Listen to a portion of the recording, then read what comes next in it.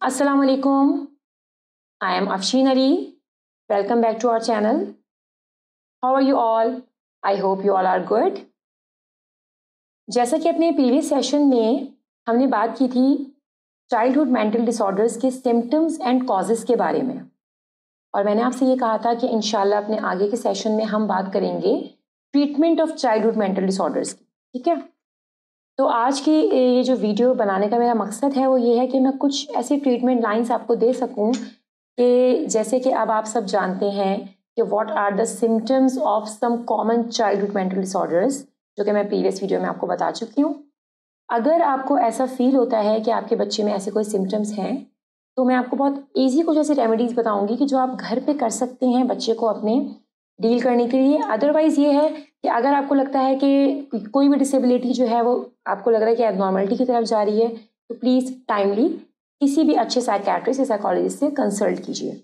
Okay, all right, now let's start. सबसे पहले हमने बात की थी सेपरेशन एंजाइटी डिसऑर्डर की।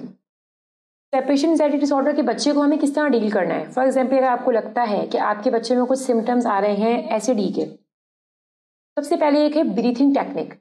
Breathing technique it's a relaxation technique. इसमें क्या करना है ब्रीथिंग थेरेपी में कि जिस वक्त आपके बच्चे को आपसे सेपरेट होने में रोना आ रहा हो, तो आप बच्चे को ये लर्निंग कराएं कि बेटा जिस वक्त तुम्हें ये, अब थोड़े से बच्चा जब बड़ा होता है समझदार, हम उसको ये लर्निंग करवा सकते हैं।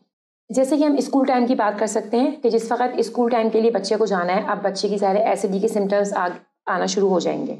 उस वक्त क्या करना है कि उस वक्त आप बच्चे को ब्रीथिंग थेरेपी की टेक्निक बताएं कि लंबी लंबी सांस लेनी है, just like this. Take a long breath. Long breath लेकर और फिर उसको एक्सर्ट आउट करना है। ये इट्स अ रिलैक्सेशन टेक्निक। इससे क्या होगा कि जो बच्चे का स्ट्रेस लेवल इंक्रीज हो रहा होगा माँ से सेपरेट होने की वजह से, वो उसको थोड़ा सा काम और कोप अप कर पाएगा। ऑलराइट, पहले आपको ये टेक्निक बच्चे को सिखानी है। इसके बाद ये कि डीप प्रेशर थेरेपी होती है। ये जो टेक्निक है ये मैं मदर्स को मशवरा दूंगी कि मदर्स ये इस टेक्निक को यूज़ कर सकती हैं। किस तरह से, बच्चा अगर आपका किसी वजह से आपसे सेपरेट होने में रो रहा है या बच्चा कोई ऐसे स्ट्रेसफुल बिहेवियर शो कर रहा है, उस वक्त आपको क्या करना है कि आपको डीप प्रेशर टेक्निक टाइटली हग करना है बच्चे को। बहुत टाइटली आप उसको हग करेंगी, थोड़ी देर तक आप उसको डीप ब्रीथिंग करवाएंगी, प्लस आप उसको टाइट हग करके आप बच्चे को प्यार करेंगी। इससे बायोलॉजिकल रीज़न क्या है, इससे बच्चा किस तरह से काम होगा, इसका रीज़न ये है कि जैसे जिस वक्त बच्चा या कोई भी स्ट्रेस की कंडीशन में जा रहा होता है, तो एज यू नो कि हार्मोन होता है कॉर्टिसोल हार्मोन, मैं अपने प्रीवियस सेशन में बता चुकी हूँ। कॉर्टिसोल हार्मोन हमारे माइंड से रिलीज होना शुरू हो जाता है।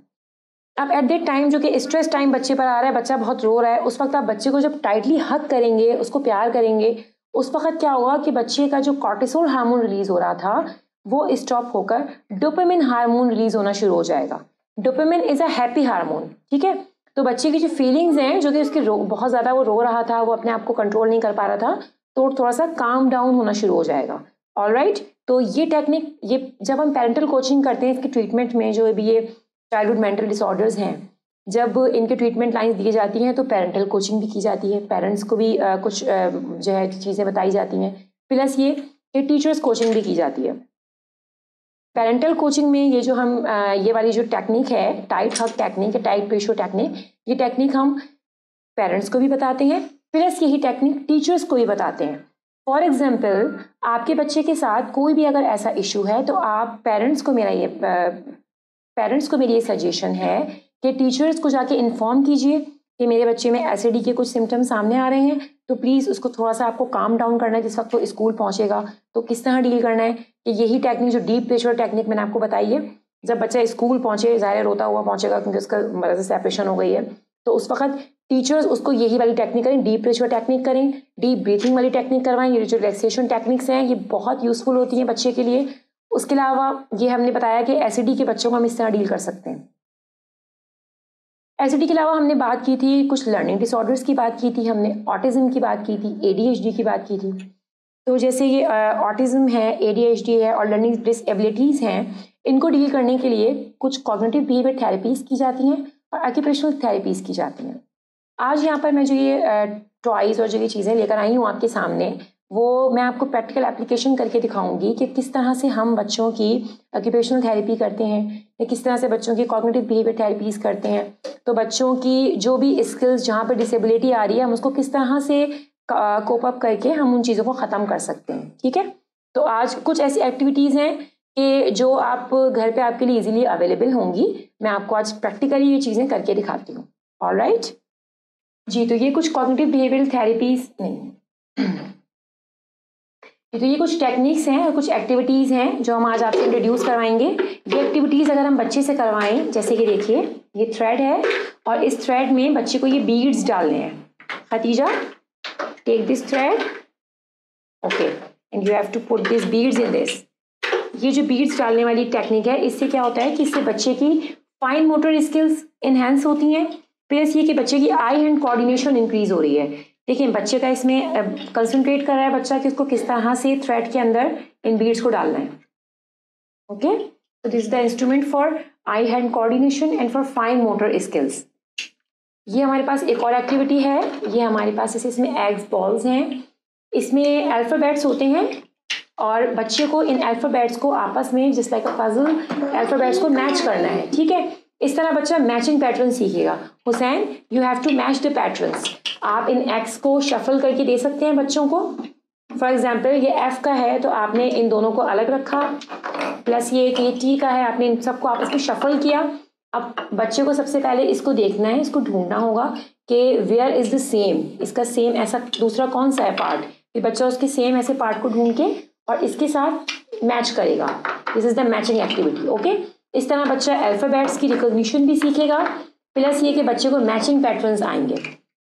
It's also an I hand coordination activity. Alright, okay, this is one more activity.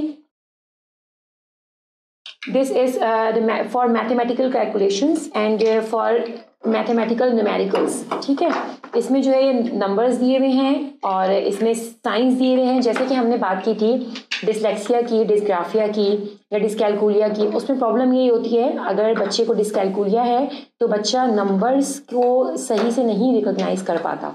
अगर बच्चे को डिस्कैलकुलिया है, जैसे ये डिवीजन का साइन है, बच्चा इस साइन को नहीं रिकॉग्नाइज कर पाएगा कि कौन सा डिवीजन का साइन है, कौन सा मल्टीप्लिकेशन का साइन है। बच्चा इस चीज़ में कंफ्यूज होता है। ठीक है, तो अगर आपका बच्चे को खुदा न खास्ता डिस्कैलकुलिया के कोई सिम्टम्स हैं तो इस तरह की एक्टिविटीज़ आप बच्चे से करवा सकते हैं। अगर हम बच्चे को रिटन फॉर्म में ये चीज़ें लिख के दिखाएंगे तो ये बच्चा इतनी जल्दी इन चीज़ों को गैप नहीं कर पाएगा। लेकिन अगर हम इन एक्टिविटी के थ्रू, जैसे कि हमने बताया कि जो ऑक्यूपेशनल थेरेपीज़ होती हैं उसमें हम यही करवाते हैं कि इस तरह की टॉयज़ लेकर और बच्चों को खेल खेल में इन चीज़ों की लर्निंग करवाई जाती है कि आपको इस 5 के साथ इस 5 को किस तरह से मैच करना है। This is the matching activity. Division के साइन को दूसरे डिवीजन के साइन के साथ किस तरह से मैच करना है। तो जब बच्चा ये मैचिंग एक्टिविटी करेगा तो बच्चा सिंबल्स को रिकॉग्नाइज करना भी शुरू कर देगा। ऑलराइट, इसके अलावा हमारे पास, okay, very good Khatija, excellent.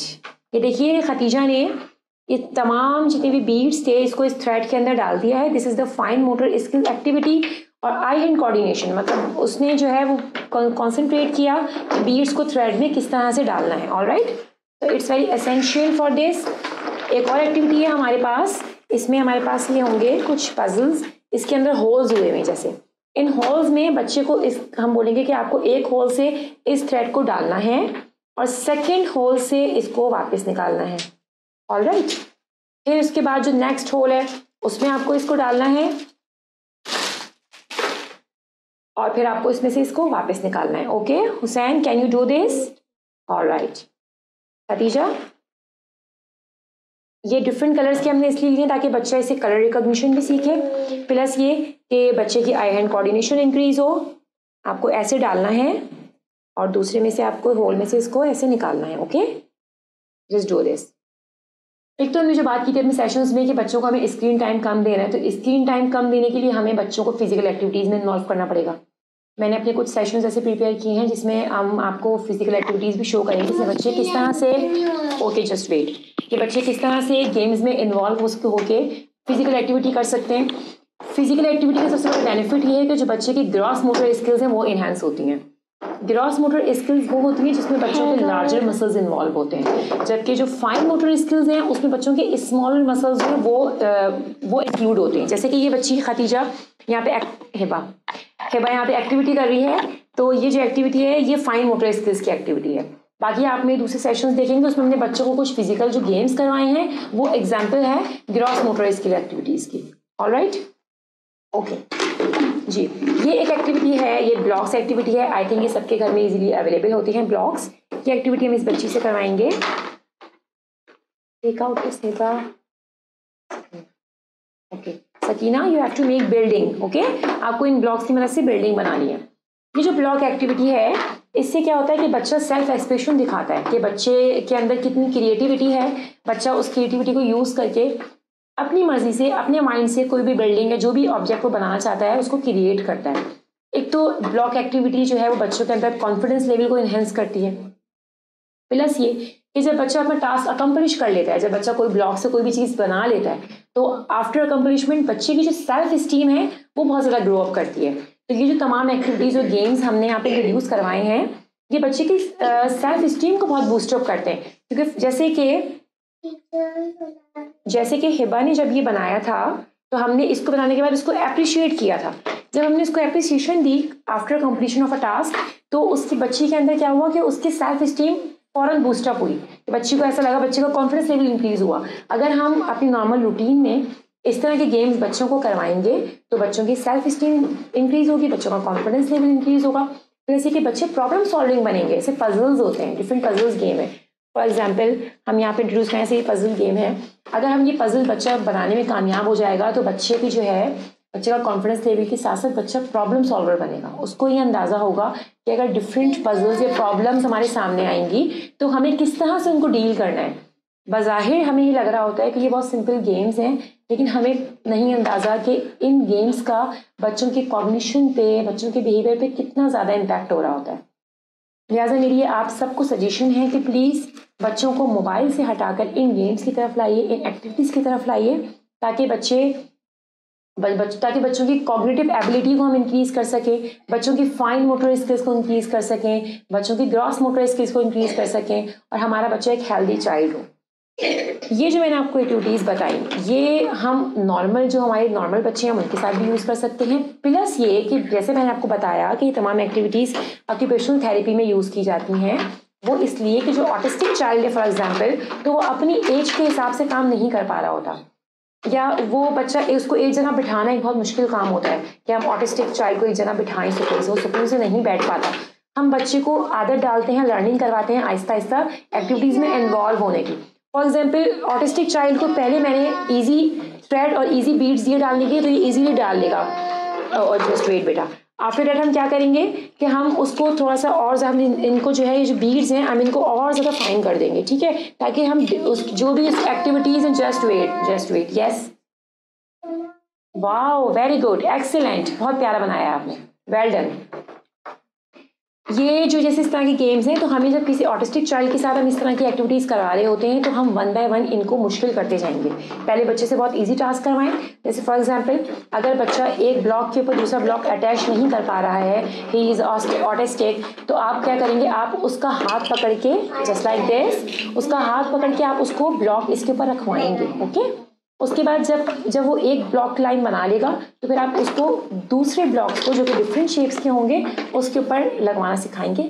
अगर वो नहीं खुद कर पाएगा तो आप उसको हाथ पकड़वा के करवाएंगे। Alright, these all things are included in the occupational therapy. Thank you so much for this. अल्लाह हाफिज।